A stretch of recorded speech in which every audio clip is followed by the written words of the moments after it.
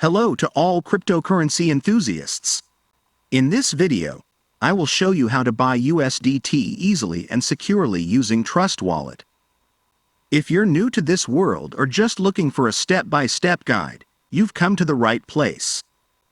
Let's get started. First, open the Trust Wallet app on your device.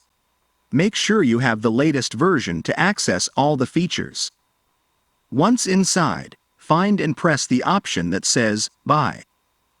This is where we will begin the purchase process. Within the purchase section, use the search function to find the currency you wish to purchase, in this case, USDT.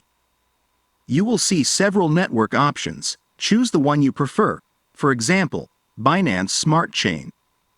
Select the amount of USDT you wish to purchase. Trust Wallet will provide you with updated information about the price and the amount of cryptocurrency you will receive. Now, choose your preferred payment method. You can opt for credit card or use Cash App, depending on your preference. After selecting the payment method, you will be directed to a page where you can enter the necessary information according to the chosen method. Once completed, simply click Buy. And that's it. Now you have learned how to buy USDT in Trust Wallet easily and quickly.